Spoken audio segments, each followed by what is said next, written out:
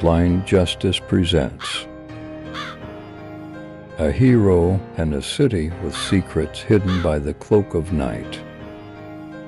What's Done in the Dark, the audio drama. The air hung thick and heavy. Cigarette smoke mingled with the scent of cheap perfume. The rhythmic thump of bass reverberated through the floor, vibrating up Irving's legs. He shifted uncomfortably, the plush velvet of the chair suddenly feeling stifling. Across from him, Andre sat back, a stoic expression on his face as he surveyed the scene. They had sought refuge in the pulsating heart of the city, the notorious Club Siren. The club promised a night of escapism, a temporary reprieve from the dangers lurking in the shadows. Irving wasn't so sure. He couldn't shake the feeling of unease that had been gnawing at him since they left the diner. Their late-night meal had been interrupted by a group of men, their faces shrouded in darkness. The men had watched them, their eyes filled with a silent threat. Irving had recognized the glint of metal beneath their jackets, the telltale bulge of concealed weapons. They had escaped, their encounter leaving a bitter taste in Irving's mouth. He glanced at Andre, wishing he shared his friend's sense of calm.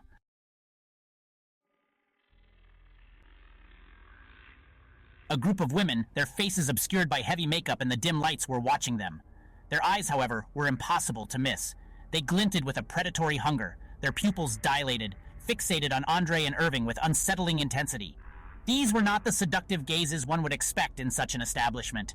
These were eyes devoid of warmth, filled with a chilling, almost inhuman focus. Andre's heart pounded against his ribs. Look. Irving's gaze snapped towards the direction Andre indicated. His eyes narrowed, his usually impassive face hardening as he registered the women's unwavering attention. Their bodies were tense, poised, as if readying to strike. Andre recognized the signs, the subtle shifts in posture, the way their hands hovered near their sides. They were about to be attacked.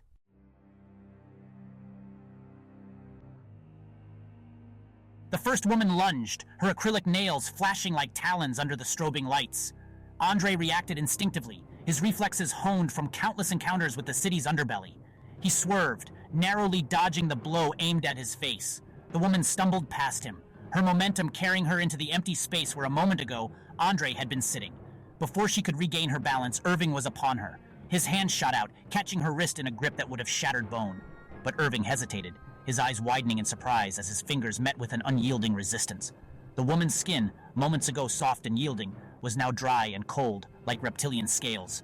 She twisted in his grasp, her lips pulling back in a snarl that revealed a row of pointed predatory teeth. Fear, primal and instinctive, surged through Andre. This wasn't a bar fight, a brawl between rivals. This was something different, something twisted and wrong. The other women were upon them now, their movements no longer seductive, but fueled by a cold, animalistic fury.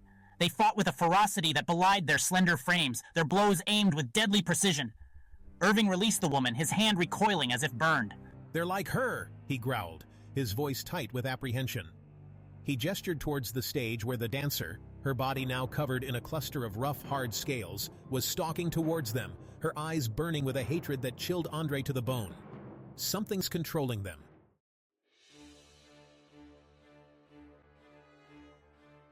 Andre didn't need to be told twice.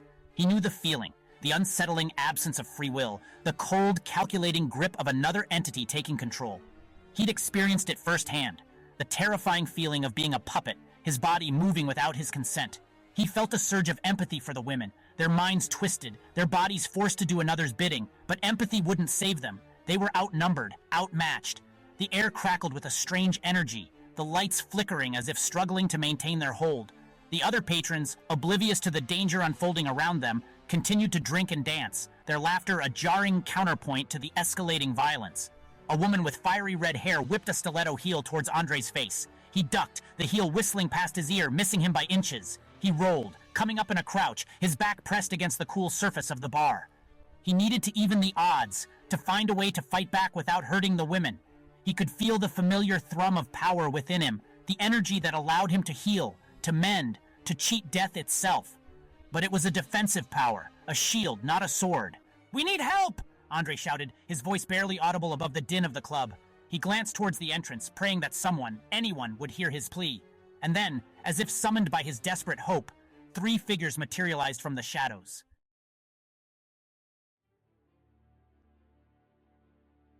The first was Daniel, his wheelchair gliding effortlessly through the throng of panicked patrons. His face, usually lit by a mischievous grin, was grim, his eyes focused on the unfolding chaos. Need a hand? Behind him, a blur of motion resolved itself into Christian, his face a mask of determination as he surveyed the scene with a speed that defied human comprehension. And finally, Dominic, his blind eyes seemingly seeing everything, his hands outstretched, his body radiating an aura of controlled power. Andre let out a breath he hadn't realized he'd been holding. Reinforcements had arrived. But even as relief washed over him, Andre knew it might not be enough. The security guards, 4 hulking figures who had been watching the unfolding chaos with bored indifference, suddenly sprang into action. Their eyes, like the women they were supposed to protect, glowed with an unnatural light. They drew batons, their faces contorting into masks of rage as they joined the fray. Their allegiance clearly shifted to whatever force was controlling their minds.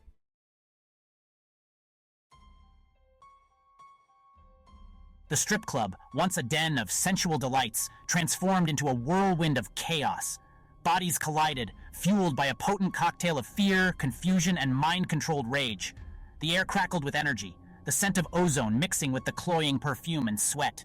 The pulsating music, no longer a soundtrack to seduction, became a frantic, disjointed rhythm, underscoring the anarchy unfolding on the dance floor. Irving, his skin now a gleaming, impenetrable armor, became an unyielding bulwark against the relentless assault. He moved with a measured grace that belied his size, deflecting blows, redirecting attacks, always careful not to harm the women forced to fight.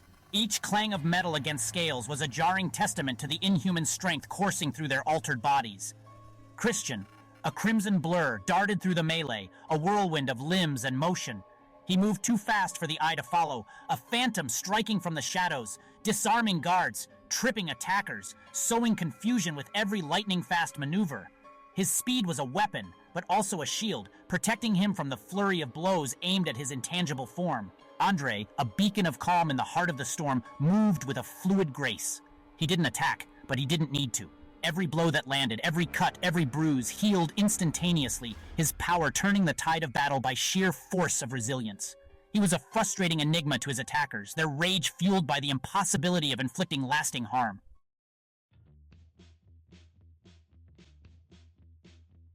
Daniel, a mischievous glint in his eyes, maneuvered his wheelchair with deft precision, transforming it from a symbol of limitation into a weapon of disruption. His fingers danced across a customized control panel, his mind a whirlwind of calculations, algorithms, and strategic brilliance. The club's lighting system, moments ago bathing the dancers in seductive hues, became a weapon. Strobe lights pulsed at disorienting frequencies, blinding attackers, disrupting their coordination. Speakers, designed to amplify music, emitted high-pitched frequencies, targeting the mind control, seeking a weakness, a backdoor into their manipulated minds. He was a one-man symphony of chaos, using technology to level the playing field, exploiting every vulnerability, every weakness in the enemy's arsenal. His laughter, echoing above the din, was a testament to his unwavering spirit, his refusal to be cowed, even in the face of overwhelming odds. Come on, boys. Surely you can do better than that. My grandma throws a meaner punch than that. His words were a distraction, a means of drawing attention, of focusing the attacker's rage on him, giving his allies a fighting chance.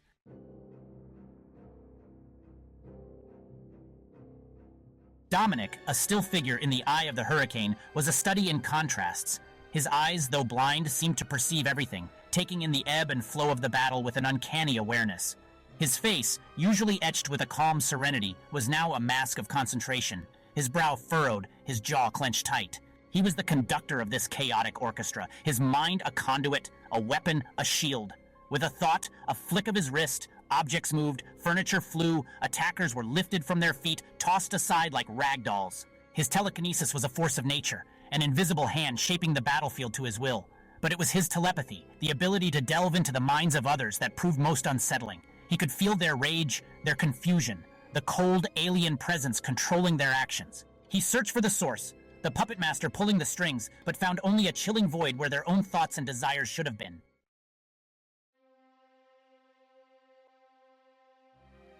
A scream pierced the air, high-pitched, desperate. Daniel, momentarily distracted, glanced up to see a woman, her face contorted with a manic grin, lunging towards him, a shard of broken glass glinting menacingly in her hand. He braced himself, knowing his technological prowess was no match for brute force at this range. But the blow never came. A dark figure dropped from the ceiling, a black blur that landed between Daniel and his attacker with feline grace. Isabella, clad in a skin-tight black catsuit, her eyes blazing with a cold fire, intercepted the attack, her movements a whirlwind of lethal precision. The woman, caught off guard, stumbled back, the shard of glass falling harmlessly to the floor. Isabella pressed her attack, her strike swift, silent, and deadly. She fought with a controlled fury, a dancer of death moving with an elegance that belied the violence of her actions. Don't worry, Carino. Your personal guardian angel has arrived. I've been watching over you, lurking in the shadows, waiting for my moment to swoop in and steal your heart. Her lips curved into a mischievous smile, even as her eyes remained fixed on the fallen attacker, cold and calculating. Daniel, torn between gratitude and a strange sense of foreboding, could only stare at her, his heart pounding a frantic rhythm against his ribs. Who was this woman? This enigmatic protector who seemed to know him better than he knew himself.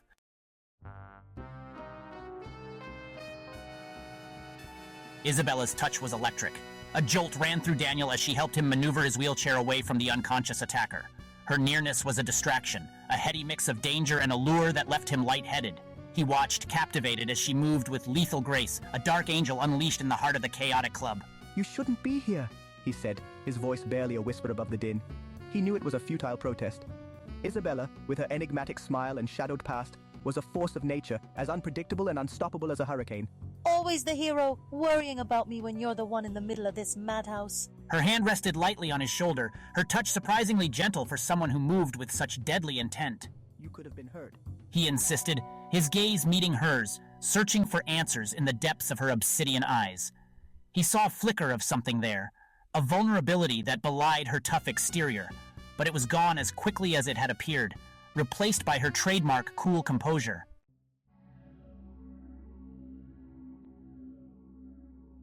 It's a dangerous game you're playing, Daniel said, his voice low, laced with a concern that ran deeper than he cared to admit. He had glimpsed the darkness within Isabella, the ruthlessness that lurked beneath her seductive facade. He couldn't shake the feeling that she was teetering on a precipice, her allegiance a whispered promise easily broken. Life is a game, Carino, and I intend to win. Isabella laughed, a throaty sound that sent shivers down Daniel's spine. Her words hung in the air, heavy with unspoken meaning. He wanted to believe her, to trust in the connection they shared, but doubt gnawed at the edges of his mind. He had seen her ruthlessness firsthand, the way she moved with a lethal precision, her strikes calculated to inflict maximum damage. Who was she protecting, he wondered, and at what cost? Whose side are you on, Isabella? He asked, the question a whisper that echoed the unease in his heart. The club around them swirled with a chaotic energy, a reflection of the turmoil brewing within him.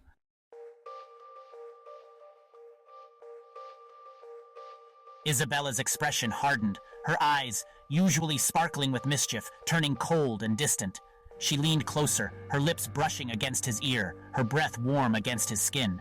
You know I can't answer that, Daniel. Some secrets are best left buried. She murmured, her voice laced with regret. He wanted to press her, to demand answers, but the look on her face stopped him cold. He saw the weight of her secrets etched in the lines around her eyes, the burden she carried hidden beneath her carefully constructed facade. He knew that pushing her would only drive a wedge between them, shattering the fragile trust they had built. Just be careful, he whispered, his voice filled with a concern he could no longer conceal. He reached out, his hand hovering hesitantly above hers.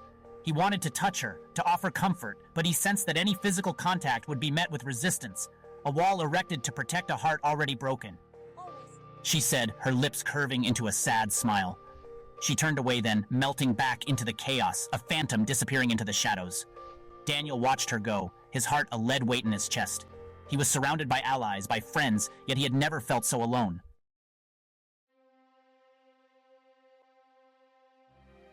The battle raged on, a whirlwind of flashing lights, clashing metal, and desperate cries.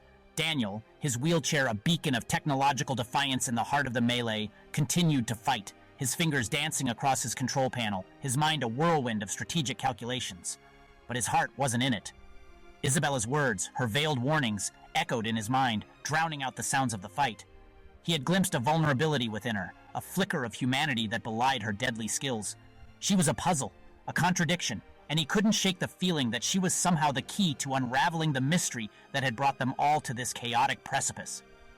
He glanced across the club, his gaze drawn to the VIP section where two figures huddled in the shadows, seemingly oblivious to the chaos unfolding around them. They were the reason they were here, the reason for the attack, the missing pieces in a puzzle that refused to be solved. And as he watched, he saw a glimmer of movement, a flash of metal that sent a chill down his spine. Irving, his entire body now encased in gleaming steel, was stalking towards the VIP section, his eyes narrowed, his expression unreadable. Daniel's gut twisted with foreboding. He sensed a shift in the battle, a change in the air, as if something significant, something dangerous was about to happen. He had to warn Irving, to tell him about Isabella's suspicions, but the words died in his throat. He was caught between loyalty and doubt, unsure who to trust, who to believe. And in that moment of indecision, he realized that the stakes had just gotten much, much higher.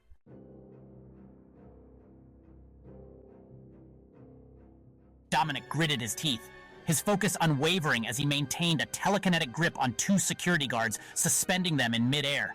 Sweat beaded on his forehead, a testament to the strain of controlling multiple objects, multiple minds. He sensed their anger, their confusion, the alien presence twisting their thoughts, their actions. He searched for the puppet master, the source of this insidious control, but found only a chilling void where their own will should have been. A sharp crack, close and dangerous, sliced through the air, snapping Dominic back to the immediate danger.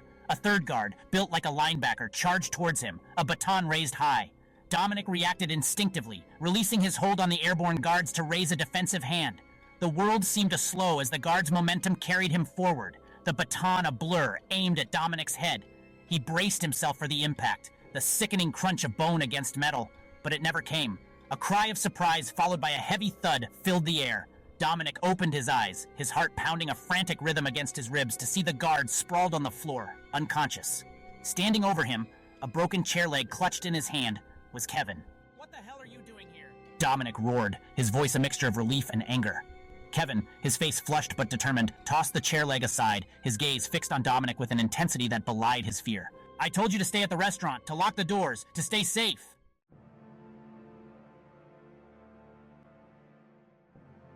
"And let you face this alone?" Kevin retorted, his voice trembling slightly.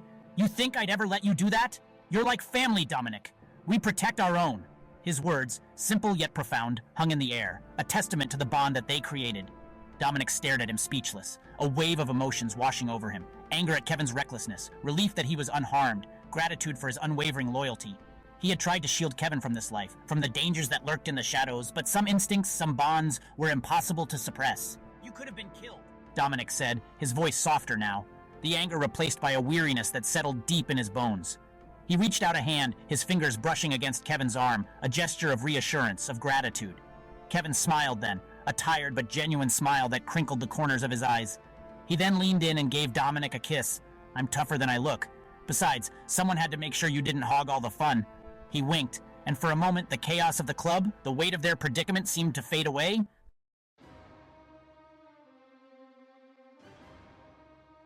But the moment was fleeting. The battle raged on around them, a chaotic symphony of clanging metal, shattering glass, and desperate cries. Dominic, his gaze sweeping over the room, assessing the situation, felt a surge of pride as he watched his friends fight with a ferocity born of desperation and unwavering loyalty. Irving, a gleaming metal juggernaut, was unstoppable, his blows deflecting attacks, his strength unmatched. Christian, a blur of motion, darted through the melee, a crimson phantom sowing confusion and disarray. Andre, a beacon of healing energy, moved among the fallen, his touch mending wounds, restoring hope. And Daniel, his wheelchair transformed into a weapon of disruption, used his technological prowess to level the playing field. They were outmatched, outnumbered, but they were titans. And titans never back down from a fight, especially when the fate of the city, the fate of their family, hung in the balance. Dominic, his anger replaced by a steely resolve, drew himself up to his full height, his eyes, though blind, seeming to pierce the chaos, seeking the true enemy, the puppet master, pulling the strings of this deadly charade. "It's time to end this," he murmured, his voice low, laced with a power that resonated through the room. He would find whoever was responsible for this, whoever had dared to threaten his family, and he would unleash the full fury of his power upon them.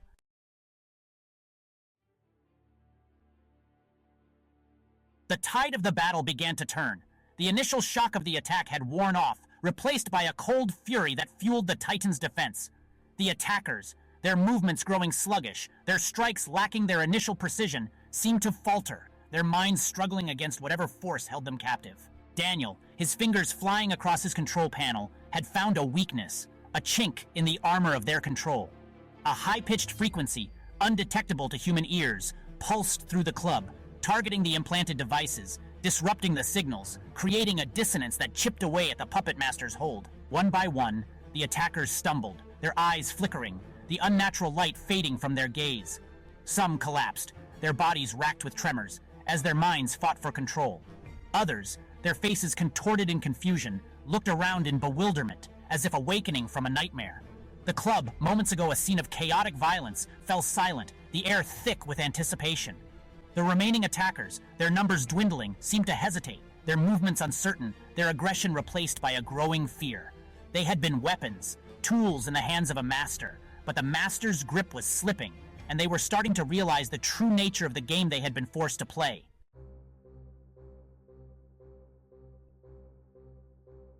The rhythmic pulse of the club music had died.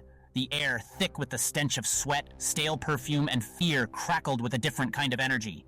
The fight had drained from the attackers, replaced by confusion, fear, and the beginnings of self-awareness. They had been puppets, their bodies and minds hijacked, but the puppet master's control was faltering.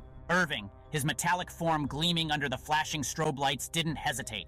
He moved with a determined stride, his eyes fixed on the VIP section. There, shrouded in shadows, were the two figures who had been watching them all night, their faces obscured by the dim lighting. They hadn't moved, hadn't reacted to the chaos unfolding around them. They were observers, controllers, and Irving intended to find out who they were and what they wanted. He reached the VIP section, his heavy steps echoing in the sudden silence.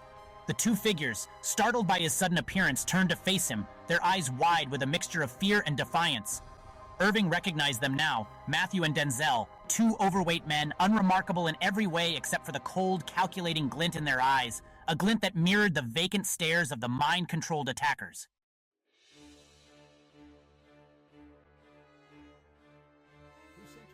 Irving growled, his voice amplified by his metallic form, each word a hammer blow against the silence. The men didn't answer, their lips moving soundlessly, their eyes darting back and forth as if searching for an escape. They were trapped, their bodies frozen in place by a force they couldn't control. Don't bother lying, a voice cut through the air, sharp and dangerous. Daniel, his wheelchair gliding effortlessly beside Irving, his fingers dancing across his control panel, a mischievous grin spreading across his face. They can't talk. Not yet, anyway. He pressed a button, and a high-pitched whine filled the air, targeting the two men in the VIP section. They screamed, their bodies convulsing, their hands flying to the back of their necks as if trying to claw at something beneath their skin. The control, whatever it was fighting back, but Daniel had found its weakness. Let's see how tough you are without your little toys, Daniel said, his voice laced with a cold fury that belied his usual playful demeanor. He pressed another button, and the whining sound intensified, the two men's screams reaching a fever pitch. Then, just as suddenly, it stopped.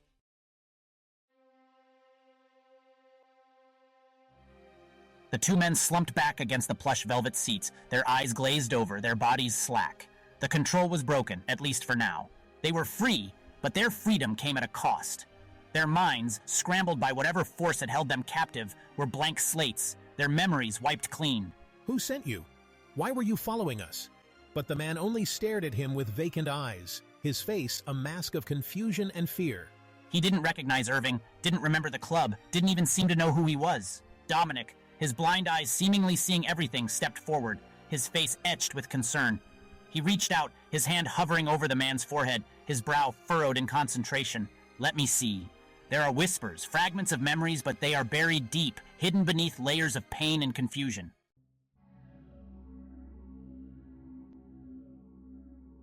Dominic closed his eyes, his breathing slow and deep as he delved into the man's mind, sifting through the shattered fragments of his memories, searching for answers. The club, once a cacophony of noise and chaos, was eerily silent. The only sound, the soft hum of Daniel's equipment and the ragged breaths of the two unconscious men. Then Dominic stiffened, his eyes flying open, his face flush, a thin sheen of sweat beading on his forehead. He stumbled back, his hand flying to his chest as if he had been physically struck. No, it can't be, Andre asked, his voice laced with concern. What is it, Dominic? He had seen Dominic use his telepathic abilities countless times, had witnessed firsthand the toll it took on his friend, but he had never seen him react like this. Dominic turned towards him, his eyes wide, his face a mask of horror. It was Mayor Rashad. He's the one who sent them. He's the one controlling them. He turned his gaze towards the center of the club where Isabella stood, her face pale, her eyes filled with a mixture of guilt and defiance. And Isabella, she was the one who gave him the information, The access codes, everything he needed to control them. The accusation hung in the air, heavy with betrayal and disbelief. All eyes turned towards Isabella, her face caught in the harsh glare of the strobe lights, her secret exposed, her loyalty called into question. The air crackled with tension, the silence more dangerous, more explosive than the chaos that had come before.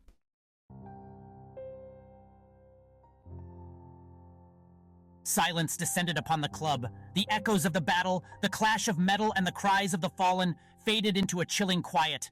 The air, thick with the stench of sweat, stale perfume, and fear, now crackled with a different kind of energy, the raw, visceral sting of betrayal.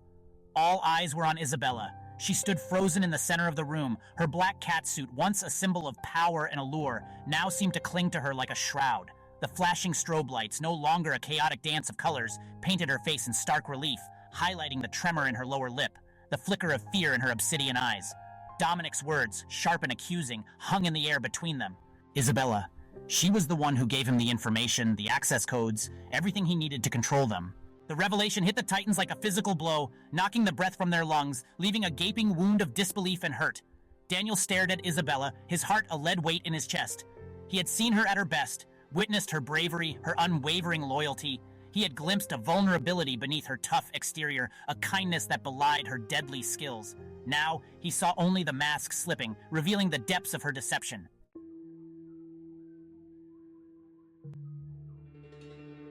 It's not what you think? Isabella said, her voice barely a whisper. The words seemed to catch in her throat, strangled by the weight of her deception, the knowledge of the pain she had caused. She looked at each of them, her gaze lingering on Daniel, a flicker of desperation in her eyes. There's more to the story, I swear. But her words rang hollow. The evidence was there, etched on Dominic's face, echoing in the whispers of the memories he had unearthed. She had betrayed them, handed them over to their enemy, and no amount of explanation could erase the sting of her actions. Christian, his super speed momentarily forgotten, stared at her, his face a mask of disappointment and hurt. He had always been drawn to Isabella's fire, her unwavering spirit. Now he saw only the ashes of their connection, consumed by the flames of her betrayal. Irving, his metallic form radiating a cold fury, stepped towards her, his eyes narrowed, his voice a low growl. You're going to tell us everything, Isabella, and you're going to pray that it's a good enough explanation to save your life.